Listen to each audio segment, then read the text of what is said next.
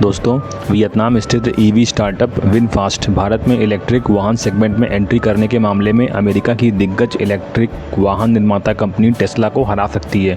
EV निर्माता, जो हाल ही में दुनिया की तीसरी सबसे मूल्यवान कार निर्माता बन गई है, ने भारत के लिए 1665 करोड़ रुपए के निवेश के साथ बड़ी योजनाओं का ऐलान किया है।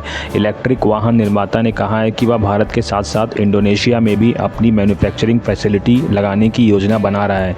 उसने कहा कि इन दोनों देशों में उसके इलेक्ट्रिक वाहनों का उत्पादन अगले 3 साल के भीतर शुरू हो जाना चाहिए। इसके मालिक कौन है, अब ये जान लेते हैं। विनफास्ट की स्थापना वियतनाम के सबसे अमीर व्यक्ति फाम नाट वोंग ने की है, जिन्होंने इसकी मूल कंपनी विंग ग्रुप की स्थापना की थी। विनफास्ट अभी तक एक लाभदायक ईवी निर्माता नहीं है। हालांकि ईवी स्टार्टअप ने वॉल स्ट्रीट में पहली बार धूम मचाई और एक समय में बाजार मूल्य 85 अरब डॉलर तक पहुंच गया। यह फोर्ड और जनरल मोटर्स दोनों की तुलना में ज़्यादा मूल्यवान हो गया। हालांकि मूल्यांकन ऊंचे होने के बाद से विनफास्ट का मूल्य कम हो गया है। अब कंपनी की योजना के बारे में जान लेते हैं। विनफास्ट ने अपनी भारत की योजनाओं और देश में लॉन्च किए जाने वाले इलेक्ट्रिक वाहनों के बारे में बहुत ज़्यादा जानकारी का खुलासा नहीं किया है। अभी भी यह स्पष्ट नहीं है कि आधिकारिक तौर पर एंट्री करने के बाद कंपनी भारत में अपनी असेंबलिंग फैसिलिटी कहां स्थापित करने की योजना बना रही है।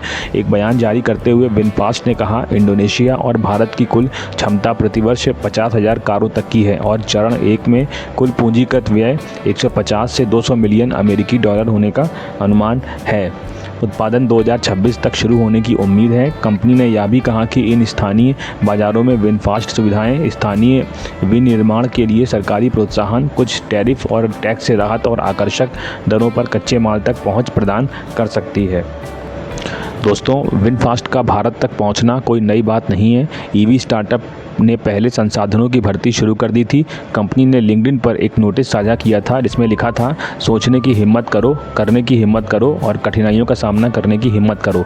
ईवी स्टार्टअप ने ऐलान किया था कि वह भारत में बिक्री, कानूनी और बैंक ऑफिस नौकरियों में संसाधनों की तलाश कर रहा है। इसका कार्यालय गुरुग्राम, हरियाणा में स्थित है। ये टेस्ला को टक्कर देगी। विनफास्ट खुद को दुनिया की सबसे बड़ी इलेक्ट्रिक वाहन निर्माता कंपनी टेस्ला का प्रतिद्वंदी मानता है। विनफास्ट की भारत योजना ऐसे समय में सामने आई है जब वर्षों के विचार विमर्श के बाद टेस्ला देश में आधिकारिक तौर पर लॉन्च होने के सबसे करीब है। वियतनाम स्थित ईवी निर्माता ने जारी एक बयान में कहा, इसका लक्ष्य भारत और इंडोनेशिया में ईवी अपनाने की जबरदस्त क्षमता का इस्तेमाल करना है, जहां ईवी की पहुंच इस समय सिर्फ 1% है।